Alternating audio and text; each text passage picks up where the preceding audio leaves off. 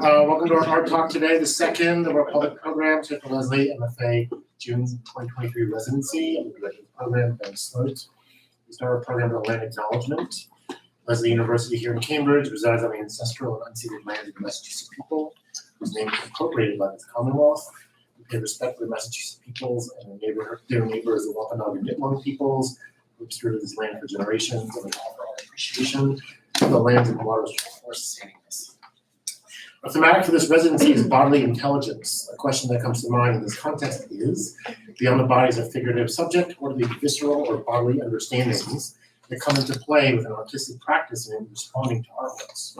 Our speaker series started yesterday with our visiting professor and contemporary curator Jessica Hong, and continue tomorrow with mixed media sculptor Arlene Schickett, and conclude Thursday with interdisciplinary artist Colleen Smith. I hope those watching the live stream on the front page of our website can join us for those programs. Today's speaker, Loren Erdrich, uses organic and synthetic dyes and raw pigments on canvas to create atmospheric images that drift in and out of focus and wholly embody the unpredictable nature and fluidity of water. Erdrich's work has been shown at Shrine, New York, Blank Gallery, Shanghai, Nicodim Gallery, Los Angeles, Primary Projects, Miami, NBB Gallery, Berlin, Brits Gallery, Copenhagen, Galleria Richter, Rome. And please join me in welcoming Loren Erdrich.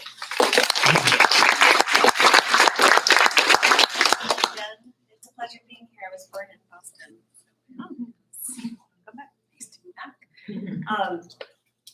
So I want to give you just a little bit of background on me.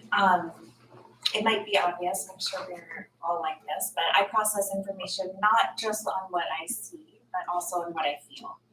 So they're both important to me, and with me, sometimes what I feel supersedes what I see. So I value that information higher. This can make it difficult, to exist in a world that values sight, right? That values appearance, over sensing and feeling. I also love reading a lot. I'm an avid fiction reader. I love magic realism. I also read poetry. I love that poetry transmits so much by saying so little. And in poetry, it's not just about the words on the page, it's also about the space and the breath around the words. And this embrace of the unsaid is what I aspire to in my paintings. But what I love most to talk about is my materials and my process, and I would gladly stand up here and talk to you about that for an hour. In my work, I'm not really interested in telling a story as bringing you to the story and then letting you go from there. I'm aware that this is a university and many of you are candidates for the MFA or students yourself or faculty. So I thought it'd be fun to kind of bring you through the journey from my school days to now. And that way you can see how my work has evolved, how my ideas have evolved. And ultimately you can, how I came to rely on my materials as co-creators in my process. So I'm going to take you back to Chicago in 2005. I'm actually not in grad school yet, but I'm kind of in between this extra undergrad period. I had a 4-year degree, a BA from UPenn, and then I ended up doing 2 years of the BFA at SAIC in Chicago. This is a painting that I did in Chicago at SAIC. And so I also want to say at this time I was a bit older than the other undergrads. I thought I was much, much wiser than everybody. This is a painting on vellum with oil, and the image is built up as I would paint on it and then I would rub it away, until it slowly built up the image. And it was done backlit in a light box because vellum is translucent. So at SAIC, I really focused in on portraiture, particularly the question of whether I would be able to translate the true experience of viewing a person into a portrait. Because I knew that when I was standing in front of you looking at you, what I actually saw was only part of that experience, right? It was also like the physical context you were in, my own history with you and my feelings towards you, the rest of my own personal history and life experiences, and then my future hopes and dreams as they related to you or not. So I was asking myself, like, is there a way that I can put all of this successfully into a portrait? And spoiler alert, I didn't really solve this in undergrad, I don't know if I've ever solved it, but I tried. So most of this work involved me taking photographic portraits of my friends. So these are actual photographs with go into a dark room and make photographs, which is important, as you'll see in the next slide. And then I would paint on top of them. So this is just an example of my friend Andrea with ink on top of it. So in addition to painting on top of the image, I would sometimes collage and I would scratch into the photograph. So some of what you're seeing is the emotion being revealed. And then sometimes I would peel back layers of the photograph so you could see the paper underneath it. So it was a physical process, it was an intuitive process, and it felt really important to me. That process felt really important.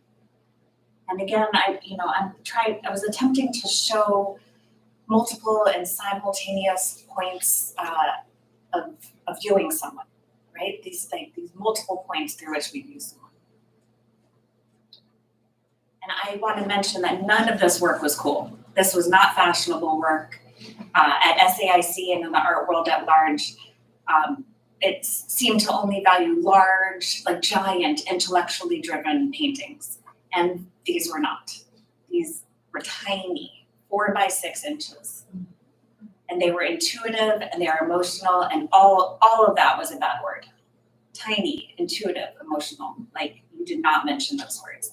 So most of the teachers had no idea what to do with me, and I spent a lot of time fighting to be able to make the work that I wanted to make.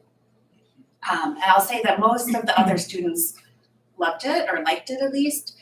I think because I seemed like oddly rebellious and very driven. And I was those things, but I was also just at the time just simply unable to make work that was anything other than like authentic to my own personal needs.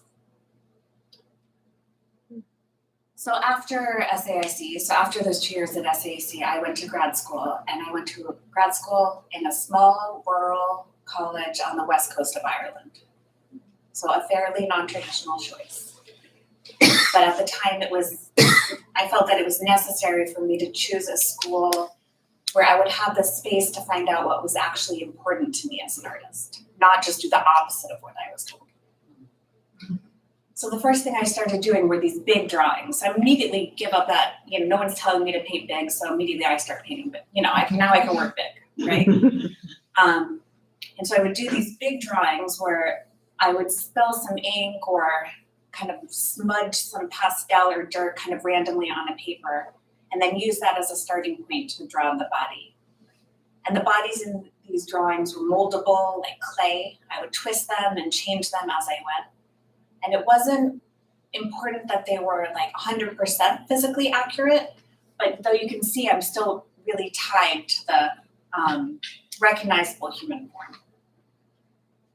But in these drawings, like the self and the body, like they was malleable. There was no set shape. And the figure took its physical clues from the process with which it was drawn. And over the period in which I did these drawings, accuracy became less important to me. The marks you see within the body and to the right of the body, those are where those are dried pools of ink that I would lay down before drawing on top of them. And so those would act as prompts for what the drawn figure would ultimately look like. But fairly quickly, really quickly, actually, I went small again. And so the next drawings I'm going to show you are all 8.5 by 11. And I still use smudges and spills as prompts, but these were simpler drawings. My goal was to have these be immediate and authentic expressions with minimal self-censorship. So I bought cheap drawing paper, cheap watercolors. I think I used kids' watercolors, so that my process could be free of this like inhibiting weight of preciousness that I sometimes feel with expensive materials. And so I did many, many of these, and they were quick, and they were as honest as I could be. And the drawings became less and less about the physical human body, or the actual human body, and more about my feelings surrounding having a body and my personal and emotional experiences in the world. I also began doing sculpture. So I gravitated towards wool because I was in Ireland and there was a ton of wool. But there was also something, these are needle felted, and there was something grotesque about the process of needle felting where you like continually stab wool with this barbed needle in order to make a form, and I really enjoyed that. This piece is called What Does It Mean When a Party Girl Cries? And it's based on a bad joke that I heard, which I won't tell from this podium, I can tell you in private. But so my version of it is being so full of feeling of anything that you start leaking. And this is an idea that I come back to like over and over again in my work. So I also, since I know MFA candidates, like you're writing a thesis, right? I also want to talk like really quickly about my dissertation. Because you can see how the evolution of my thinking since Chicago. So this is Janine Antoni's saddle from the year 2000. So the title of my dissertation was I Am a Monster, the Indefinite and the Malleable in Contemporary Female Self-Portraiture. And it was later published in an Irish art magazine, which you can find. I do want to say that at the time I recognized that this mode of thinking and making wasn't just for female identifying artists, but since that was my experience in the world, that's what I was looking at. And essentially I had recognized and certainly saw in my own work the willingness of artists to employ imagery of the grotesque in their self-portraiture. And I wanted to know why. I wanted to know more about why. And in my research, I came across many theorists who pointed out that like feelings of fear and disgust are particularly attached to ambiguous, indefinite, and composite forms. And that this was likely because society views forms like this as threats to like a controlled structure, right? But so what happens when you have, like, as I do, as many of us do, like these bodies that are inherently capable of metamorphosis, right? So my premise was that by specifically using the visual language of the monstrous, artists weren't seeking to disparage themselves, but rather they were seeking to expose society's reliance on clean and neat boundaries as vehicles for control. And that they were like refusing that, like that sense of confinement that comes from these like demarcations of difference. So the power of Antoni's saddle, which I want to emphasize, that's a full rawhide cast of her body, so that's an animal's skin, comes from her freely acknowledging her integration with the animal and the fact that she brings together a range of apparent opposites like privacy and exposure and life and death and internal and external. And I also looked at artists like Catherine Opie. So this is a piece from 1993 and it's called Self-Portrait / Cutting. And so this piece I think is very powerful, and I think it's a great example of my research, because if we see the body as this like as a symbol of society and as like a miniature theater where like threats to society are like played out, then things that traverse like the boundary of the body become more charged, right? And like blood, excrement, sex, right? They become transgressive. And I should also say that none of these ideas are like, it's not like, they're not mine, right? Like I'm researching and I'm happy to share like this research with anyone, the proper citations with anyone. So I also lastly looked at artists like Jenny Saville. So this piece is called Hyphen and it's from 1999. And it's very big, it's 108 inches by 144 inches. And Seville often uses her own body as reference material for her paintings. So, this painting, it reminds us of like a carnivalesque figure, right? Like, so we have a carnival, we have a freak show, like, and it's like a freak show is a place where like bodies can naturally be less fixed, right? So in Seville's paintings, like the body is not clearly defined as individual. It's not separate, it's not whole. And so like this self-portraiture asks for identity to be determined not solely by difference and division, but also by connection and intersection. And so I'd sum up my premise as follows. I'd say that if an artist feels a kinship with the indefinite, with the malleable, and if the malleable and the indefinite are considered characteristics of the grotesque and the monstrous, then the artist may easily and understandably feel a kinship with the grotesque and the monstrous. But I want to bring you to the present, but to do so, I kind of have to bring you through 10 years. So we'll do that fairly quickly. In those 10 years, I made a lot of work, some good, some less so good. And I began by using a lot of the same materials as I'd used in grad school. So I'll take you through some examples. For many years, I continued the work that I made in grad school, and I would make hundreds of small intuitive drawings like this and this. And here's just an installation shot of the many, many, many drawings. And sometimes I remade works in new materials. So the original drawing that we saw of this shape, right, was from 2009, but this is a little mini animation that I made in 2014. So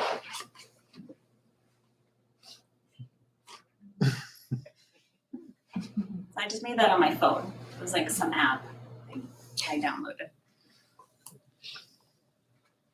And I was also still working in wool. And this video is titled Love, and it was made while I was a resident at the Vermont Studio Center.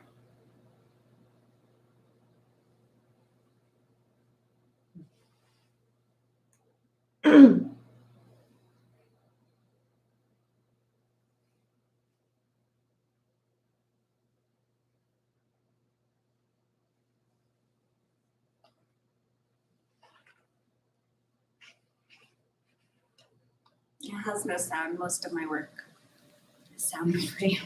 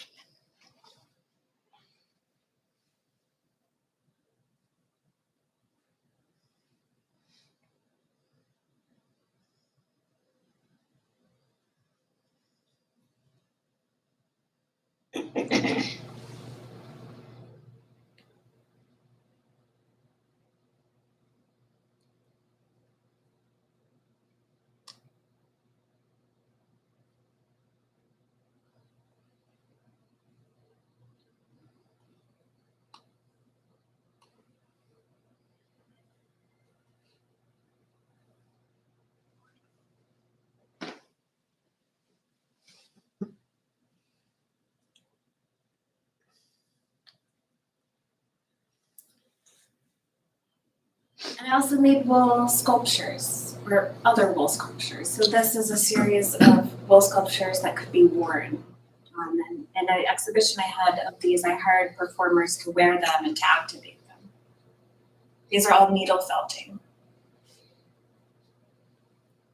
And this work was not so much about transforming into something else. It wasn't a finite act. It was about being multiple things at once. Now, also a warning to anyone that loves working in wool. Moths like to eat wool, which I unfortunately did not really understand, especially minimally processed wool. So if you put your wool sculptures in a dark box without any protection, when you open that box, they don't really exist anymore. So most of this work doesn't exist anymore. So very occasionally, and only with the right support, I go big. So this is exit strategy. And this is a sculpture that consists of a freestanding ladder installed in a field on the grounds of a residency in Nebraska. And what you're seeing here, this image is an editioned photograph that was taken as documentation of a private performance I did on that sculpture. So I'm not really a performance artist, but I will use my body in my work. So here, I hope you can see that the ladder has no real exterior support structure. It actually is just shooting up on an angle through the field, right? And underneath the ground, it's supported with steel and bags of sand that I got from a river, and that's the way it's balanced. And it actually, this was made in 2012, and it actually still stands today, despite my belief that a tornado would come through Nebraska and surely knock it down. It did not. Knock on wood. So exit strategy, it's about that childhood desire to touch the sky. For me, it activates the sky as this touchable, definite hovering mass instead of just an indefinite swirl of nitrogen, oxygen, and water vapor. And it's also about attempting to traverse worlds, to exist simultaneously in both the physical world as we know it and the great beyond. I've also ended up in chicken coops. This is a still from a video called After Laughter Comes Tears. I won't show you the video. But again, all of my work, it's not so much about transforming from one thing to another. It's instead, it's my attempt to show the embodiment of multiple states happening simultaneously.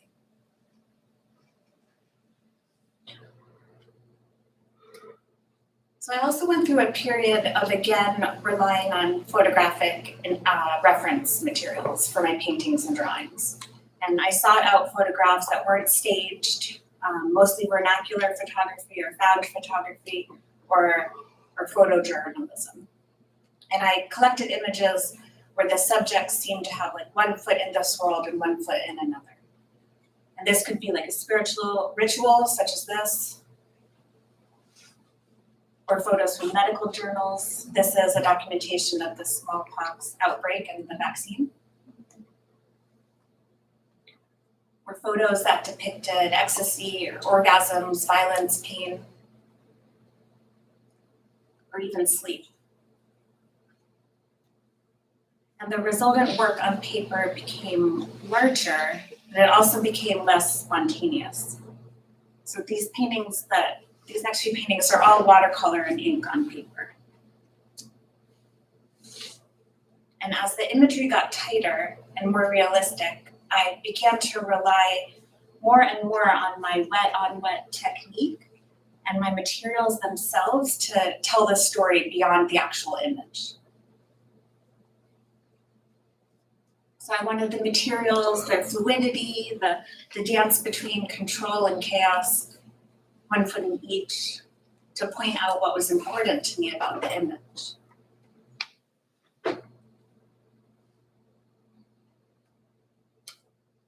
And then, almost a decade after grad school, something awesome happened. My friend went to Morocco and she brought me back as a gift these little vials of powdered pigment. or powder, a powder. And she told me, this one is crushed flowers, this is a mix of lapis and turmeric, this is crushed snail shells. This is what the store owner had told her. So I start mixing these powders with water, and the colors are insanely bright, and the material is so erratic. The colors seem to push each other across the page, like they're shooting across the page. And as they dry, they make these beautiful patterns. And watercolor and ink in comparison seem muted and so stable. And these powders, they're impossible to control. And I become really addicted to using them. This is a shot of my studio at the time. So you can see how those little drawings, right, have grown into these. But almost simultaneously, I realized that this photograph, my reliance on photographic reference imagery, it's an obstacle. The story it tells is too concrete for me. The viewers can't seem to get past what the actual image is depicting to see to experience what I think is important about the work. And so the work is popular, people are liking it, but for me, I start to feel stifled, pigeonholed and stuck.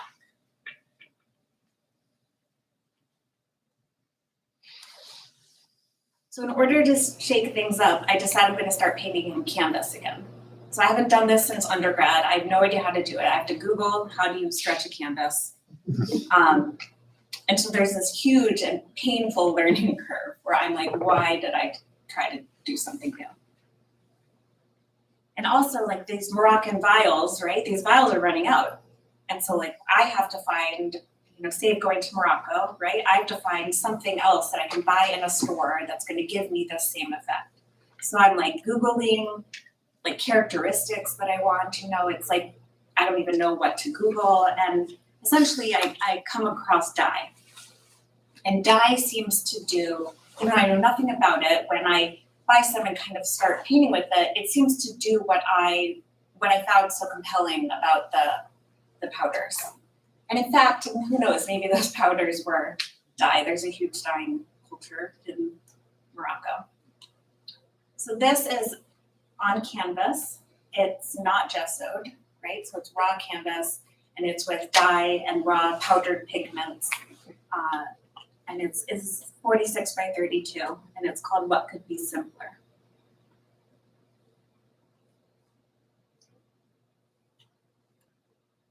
And soon after I start painting on canvas, I go on this residency in Wyoming, and it's the second thing that happens that something unlocks inside of me.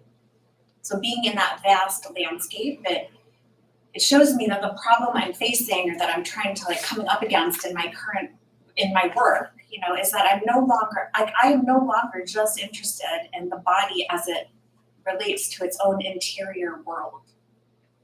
That for me now, I am also interested in about the connection to things beyond oneself. That could be to the environment, it could be to the otherworldly, right? It was no longer for me just about what's happening inside, right? It's also about everything else. And so the paintings become quite literally no longer about the figure, right? All of a sudden also there's backgrounds, right? So this is a painting on canvas.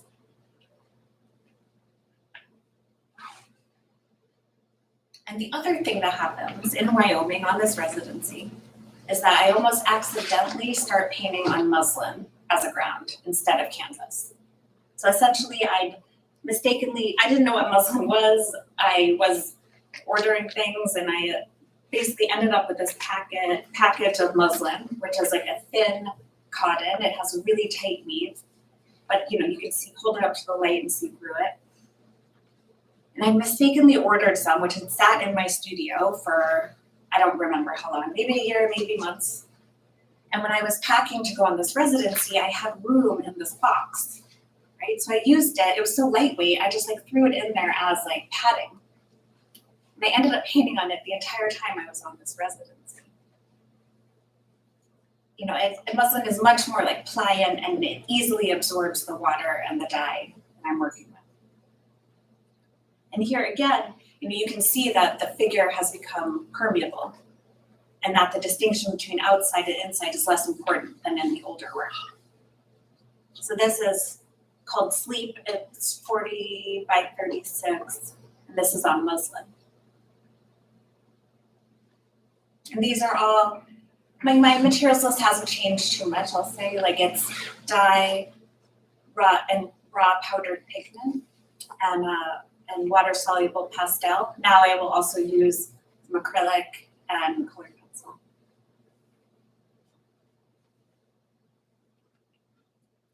So while on this residency, I also read this essay that it has a profound effect on me.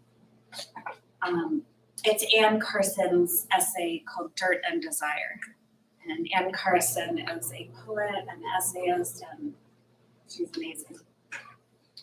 And so she's a scholar of ancient Greece, and this essay seems to pick up where my research for my dissertation back in grad school seemed to basically where I left off. And I'll say that her essay came long before my grad school, so I'm not saying that she continued my work, but it was I was oh, this is the next frontier.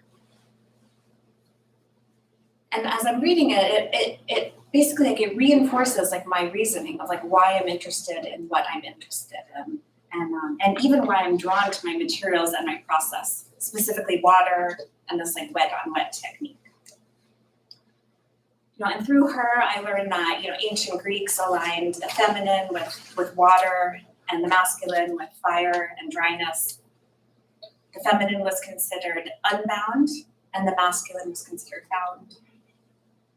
And indeed, in myth, women's boundaries, in all these myths that we know, right? Like women's boundaries are pliant and they're porous and they're mutable and they're unstable. So the woman of Greek myth, she's constantly deforming. She's swelling, she's shrinking, she leaks, she's penetrated, she suffers metamorphoses. She's regularly losing her form in monstrosity. You can think Medusa, for example. And also, emotion in ancient Greek is thought of a liquid. It's thought of as a liquid, or a liquefying substance that pours into a person and dissolves them.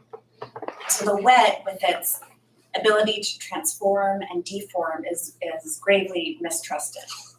And so this painting, this is a depiction of a Greek myth. It's by John William Waterhouse. The painting itself is from 1903, but it depicts the Greek myth of Danaids. And here are 49 brides depicted who murder their bridegrooms on their wedding night and are therefore condemned to spend eternity in the underworld, gathering water in a leaky jar in a sea.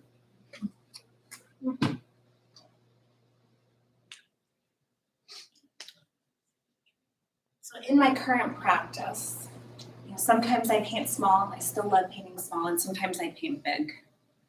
So I almost always paint on raw muslin now, with unbound materials like dye, the powdered pigment. And my practice now, just as it's always been, is a deliberate and open collaboration with my materials. It's still intuitive. The process is nonlinear and open, and it leaves room for the unexpected to happen. This painting is from 2020, and it's one of my favorites. And it's called In Nature, and it's 48 by 40.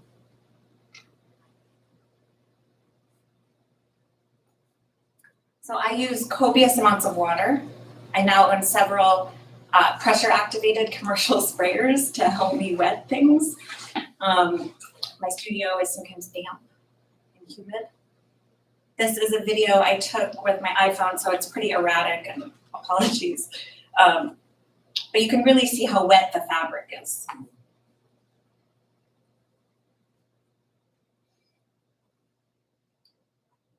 So I'm trying to film and paint at the same time, so hence the jumpiness. So working with fabric fabric or, a ground that is this wet, it makes it fairly impossible to control. And I embrace that. So forms are emerging and dissolving through the process as the water is eroding the rigidity of both the medium, the dye itself, right, and the ground. And my materials do what they do, I do what I do, and it's a conversation. And I think I gravitate towards this particular process with these materials because it acts as an obstacle towards my natural tendency to tighten and control. So I specifically choose things, don't let me do that. It goes on like this, so I'm just gonna. So I often start my paintings unstretched, and the fabric will rest on a drop cloth or even a towel that has been used for previous paintings. And so it's stained with the remnants of these past paintings.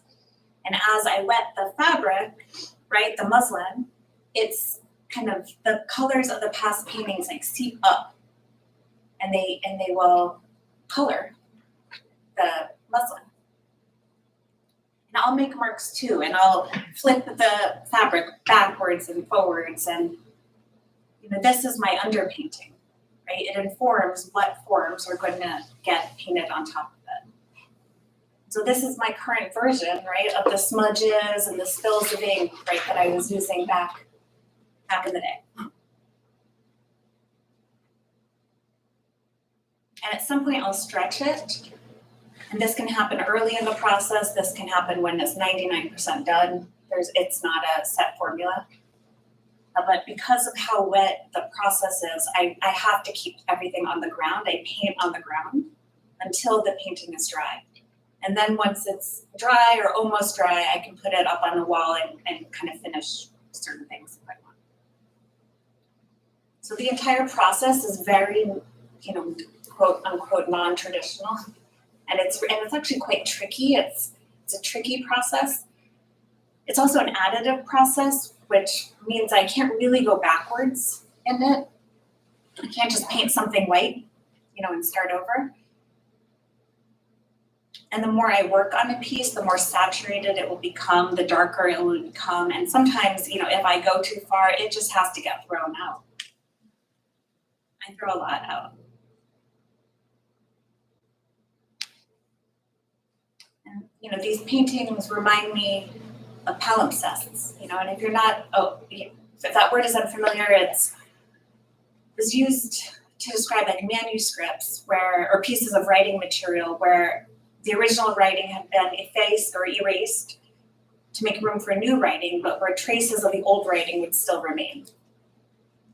And it also brings to mind my time in Ireland, where all around, amidst the buildings and the lives of the present day, were the physical ruins of the past, the stories of the past, the beliefs of the past.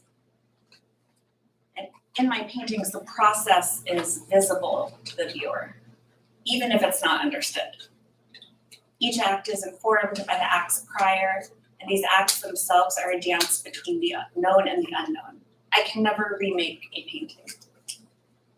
This painting is called The Biggest Baby in Outer Space. This one is just 22 by 20, and it's on muslin.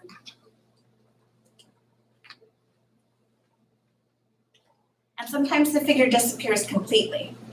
This is Everywhere Alive from 2021. It's 56 by 52, which is a size actually that I love.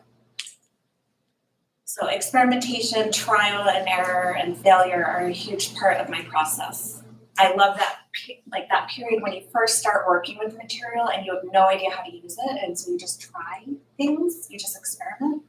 And that for me is when magic happens. That's when I do something completely incorrect, but something beautiful appears. So the white of the flames, the white center of the flames,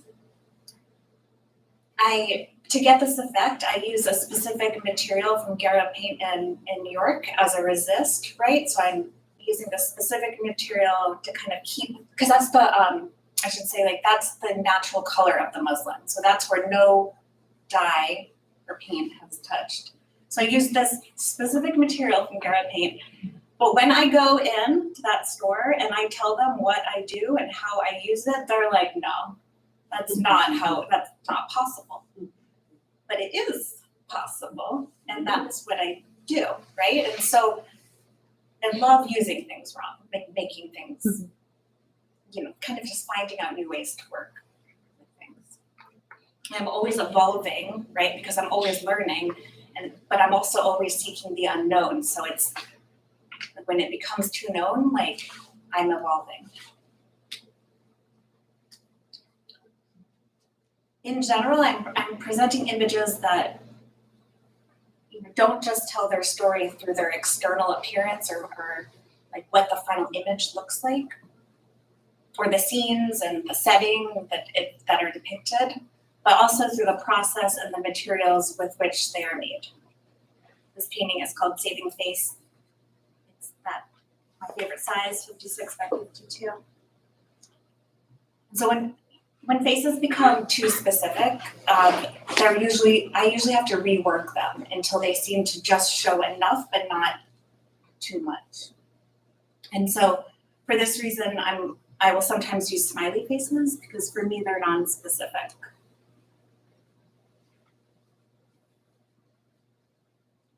So in terms of like that grade school experience of like show and tell, like I'm more interested in the showing rather than the telling. This painting is called The Arsonist, 56 by 52. I also want to talk about the back of my paintings.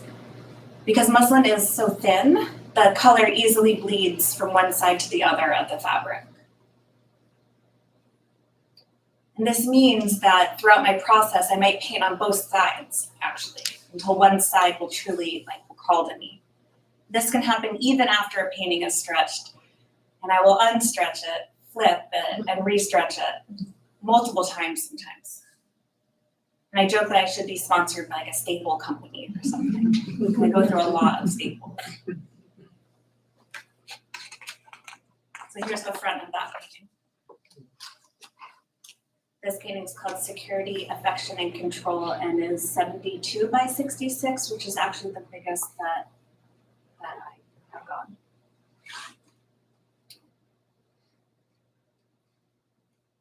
Just to give you a sense of the scale, this image is from my solo at Shrine earlier this year.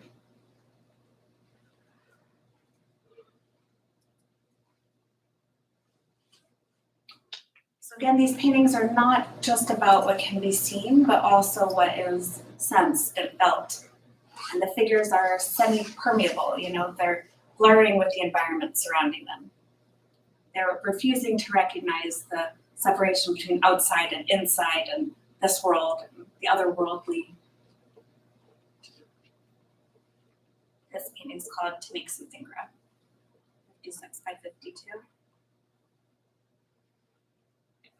And I think of these paintings or these figures as like spirits or gods or monsters, but the paintings themselves are actually not narrative.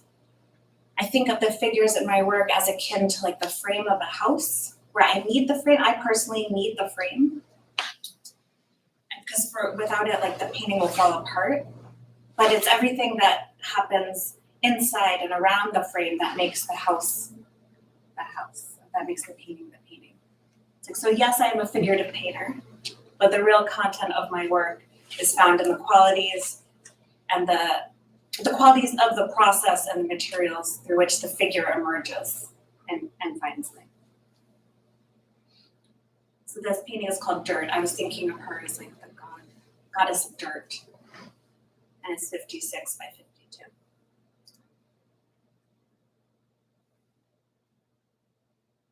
This is a new one. It's called Eyes Open, that same size.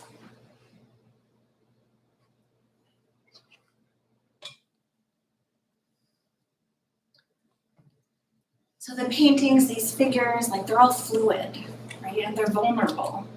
And I see this work as directly at odds with a society that's dependent on like clearly defined boundaries to maintain order. And I think of permeability and malleability as like a disruptor of like ingrained systems and structures. And perhaps like, you know, these paintings, maybe they also are my way of like bucking the status quo a little bit because like they're slow paintings, meaning like they take time for the image to emerge, like when you're viewing it. So they look nice on Instagram, but like the real, like viewers are immensely like rewarded by actually seeing the work in person. Because like when you sit with it, like all these subtle shifts of color come. And the materiality like of the work is apparent. These are totally matte, right? This is fabric that you're looking at. So I would say like questions, when you're looking at the work in person, it's not, you know, questions of like what and how and why. It's not that those questions are answered any more easily in person, but I think maybe that those questions become less important. So this is brand new and it is called The World Unfurls, and it's 52 by 56.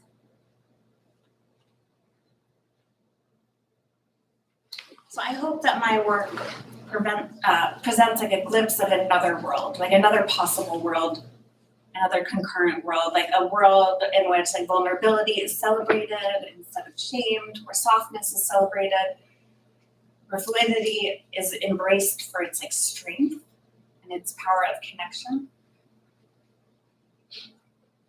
This painting is called Each Plume, a Container for Something More. And lastly, I want to say that though I'm kind of right now best known for my paintings, I'm still doing sculptures. I always have a concurrent sculpture practice, and currently this is in the form of ceramic sculptures. So I'll just show you a few of them to close. And so these are all under 12 inches.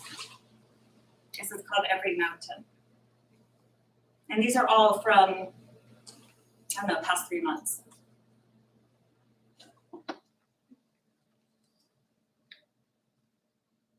So I found that the process of like glazing, like ceramic glazing, it has many of the same attributes as my painting process. Like I do what I can to the surface, and then I have to like give the piece to the kiln gods. And ultimately what happens inside the kiln is like out of my control. There's all these different factors. You never know if what you think is gonna happen is gonna happen. So it's always a surprise when I get it back. And I'm learning to like embrace this letting go in my sculpture as well as I've embraced it in my paintings. This is called A New Way of Listening. It actually has a face on the flip side as well. And this last piece is called Vessel for Being. Yeah, I think I made it last week or 2 weeks ago. So yeah, that's it from me. Thank you.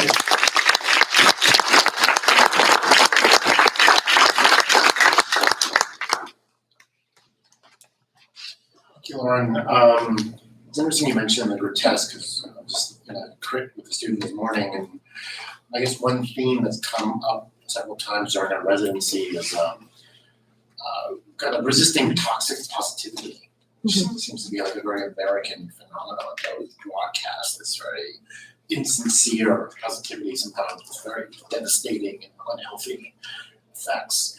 And then the grotesque, some of us were talking about, maybe that's a place of relief, right? You know, like a gargoyle in France, or like a lot of deities in Japanese or Hindu or Balinese mythology, and have these grotesque faces, and there's something very like it helps us discharge anxiety to a certain degree. And so I wondered how you saw the grotesque, if it was something that was external to yourself, or an embodiment, or something that reflects society as a whole, or kind of your larger position with that. I think for me, it's not so much a commentary on you know, our like social media, right? Like we're all like, best foot forward, look how great I am, you know? And for me, it's not so much a commentary on that as like in the beginning, it was like this true personal need of like, oh, this is what I feel like. This is the only way that I know how to express in an image what it feels like to exist in this world, as this person. And over time, it's become my work because, I've healed, like I've grown, right? There's a lot of time that passes. And for me now, I'd say it's less about this, like trying to relate my personal own experience as,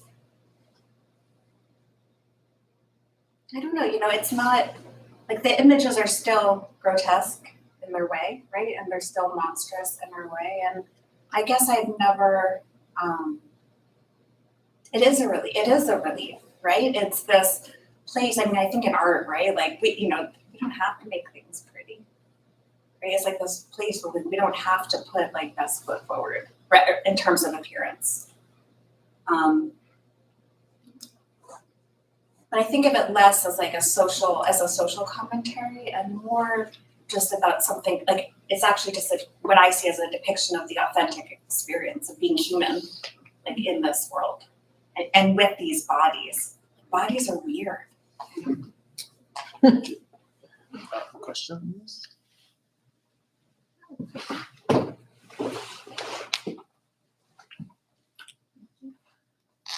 So your artwork, there were some images that you showed that had smiley faces. Do you ever associate your work with humor? Because it does give humor. Yeah, totally. And how do you feel about providing humor into the art world? Like, do you ever get comments about, well, humor isn't serious? You know what I mean? The thing about my work is that nobody's ever like, oh, that's so funny. I'm like, no, it's funny. That's how it works. Like, I'm like pointing out, like, no, this is funny. And they're like, oh, that's dark. You're dark, And I'm like, no. So no, I haven't personally received the comments about, that you're describing. But I think, like I'm saying that, like when I just said like bodies are weird, like it's all like, there's this like sense of like, this is preposterous, like this experience of like being a human is so weird, and like that's kind of funny to me sometimes. It's like funny in the way of like it's absurdity. So I think that's where my funniness comes from, like in the absurdity of the experience.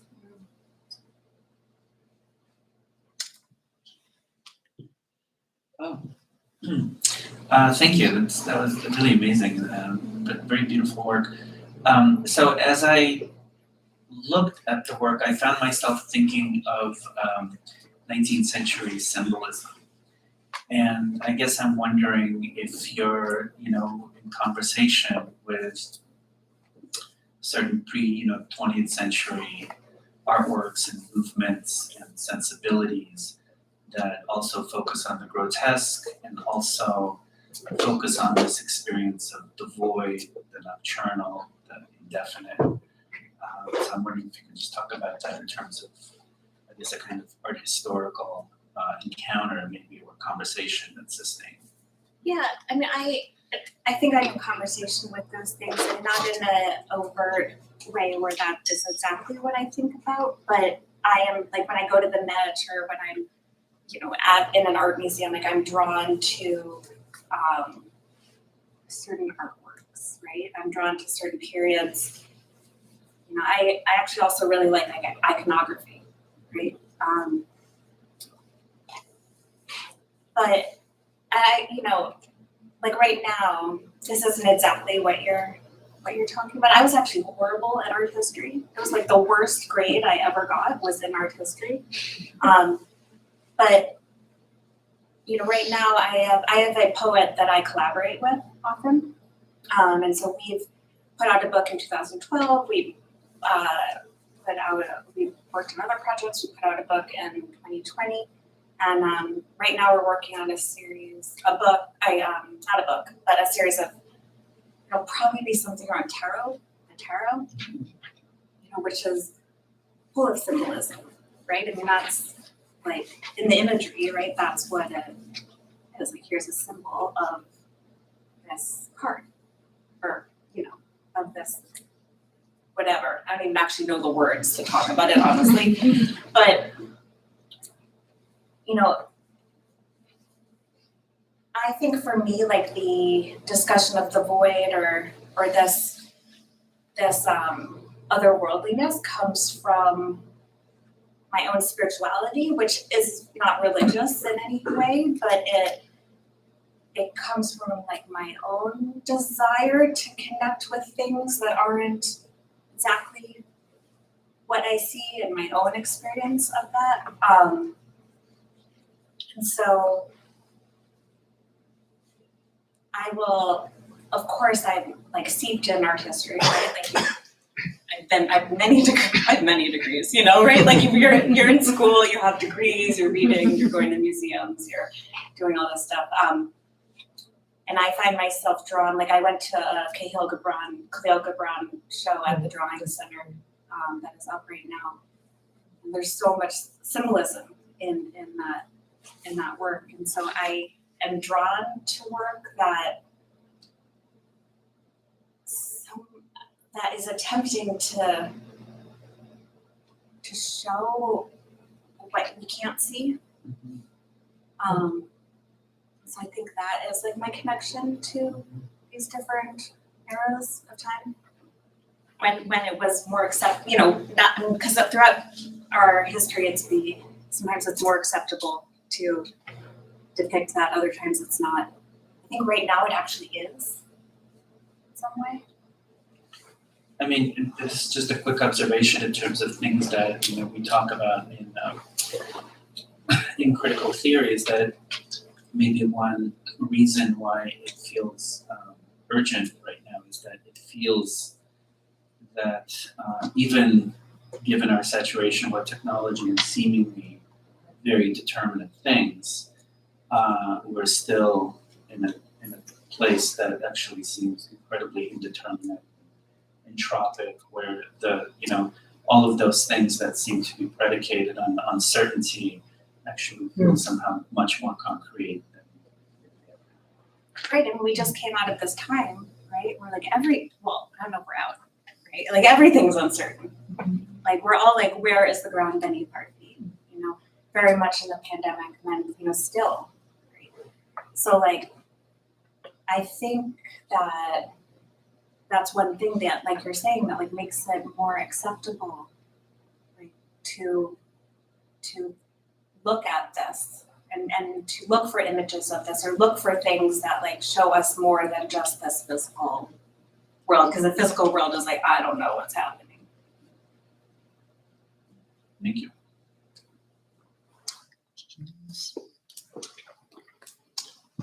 I had a very simple kind of clarifying question. You mentioned a word, was it palimpsest or Palimpsest. palimpsest? How do you spell that? Palimpsest.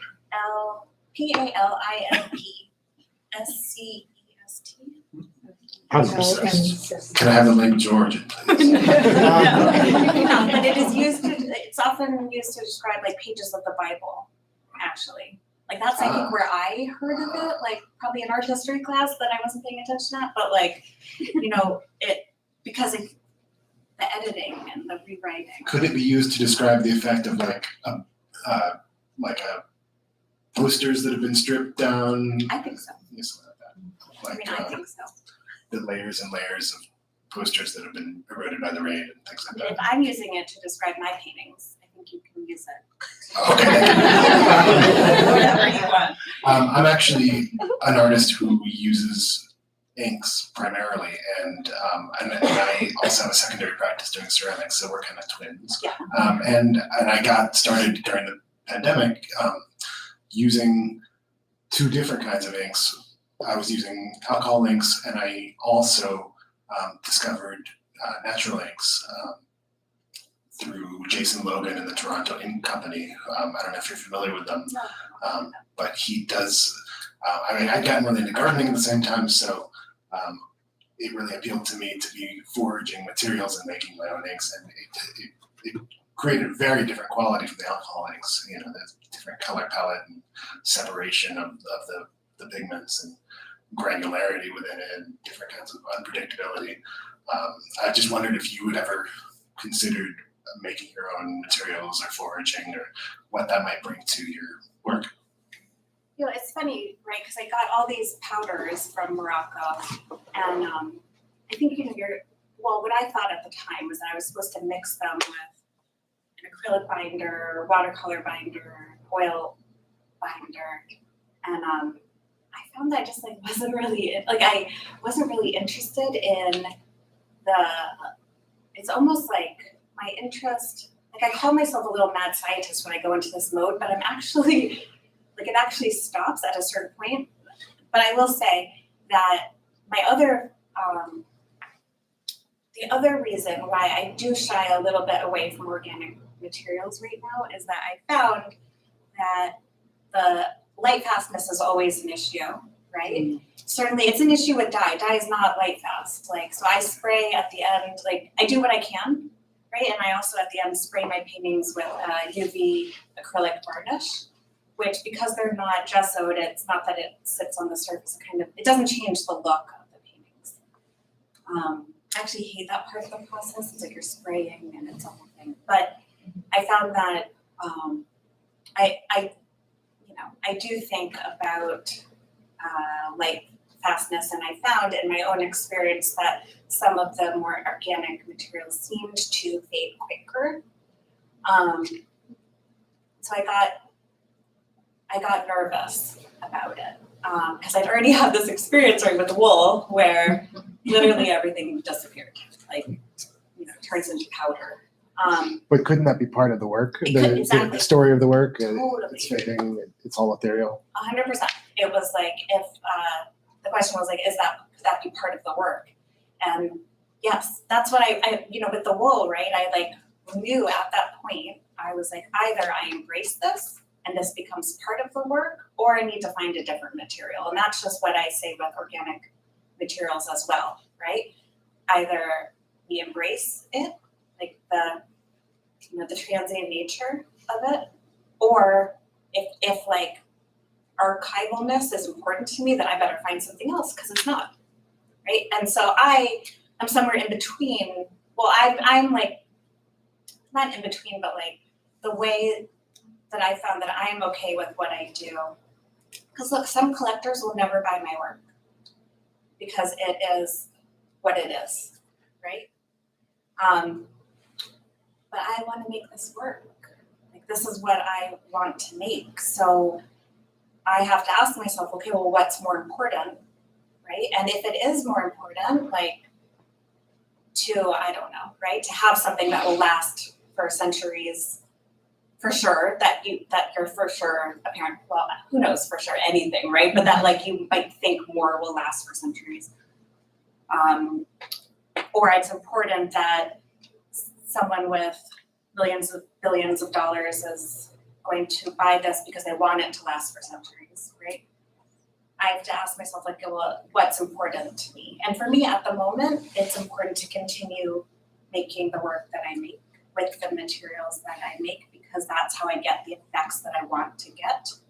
And, you know, so like you're saying, like, either I have to embrace it, right? And it becomes part of my process and what I'm doing, like, or gotta find something else. We were speaking before, we were talking about residencies, like going on artist residencies, and I'm teaching the thesis students in our final seminar. And so my two questions were, one, the experience for you of going to like a new place for a certain amount of time and that kind of refresh, and how that's worked for you one way or another. And the second is your relationship with just letting go. Like if it's too saturated and you talked about like, this isn't gonna work and there's a high degree of it not going the way you want. And how do you embrace that, and how do you make that decision to go, okay, let's move on? I'm gonna address the second question first, failure, if I'm afraid of failure, then I'm not gonna make the work that I'm making, right? Because it's unpredictable. I can't control it. It is only forward, right? So it gets too dark. It's scary, you know. And it's not that I'm not afraid of those things. Like I'm a human, so obviously I have an ego, so I get afraid of failure. But I have to like embrace that or allow that things it just might not work.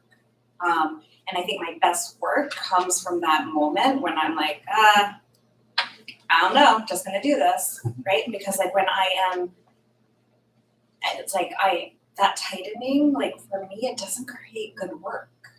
For me, some people do great within like structure, like in their artwork. Yeah, and I kind of need to be working on something. I can't even have too like formed of an idea when I start a painting. Like if it is too much one thing right in the beginning, it's like it's constraining, becomes a constraint. And so often I will have to like work on something, even if I have started with idea, I have to work on it to the point that it is allowed to open up to become something else. So I'm not saying that everyone should throw stuff away. Like my husband would love if I never threw my stuff away. And sometimes you look back at photos and you're like, dang, that was good. It happens a lot. So now what I try to do is I try to like put it away and live with it for like, you know, leave it there for a few months, a year, I don't know, you know, and then I can purge. And to your first question, like I love residencies. You know, obviously time constraints happen in life and, you know, jobs, partners, kids, all that, right? So we can't like, I can't always go on them. But for me, there is, like, it's an important part of my process. It is like, it's actually an important part of like my process as like my greater process. Like I have to go somewhere, I have to allow myself to have a new experience. And like when I'm there, like something amazing happens. Like I didn't plan, right? Like there's muslin in this box, right? That I didn't mean to even like bring. And somehow like that literally changes the course of my work, you know? Or I live in New York City, right? Like it is not nature. There is not nature in New York City. And like, so, or I'm like, so suddenly I'm like outside and I'm like, there's sky and there's so much more beyond like, I'm not just looking at the pavement, you know? And like that stuff, like, it's like it changes and it allows room for like new things to happen, which I think is what residencies do. Questions? Thank you so much. Okay.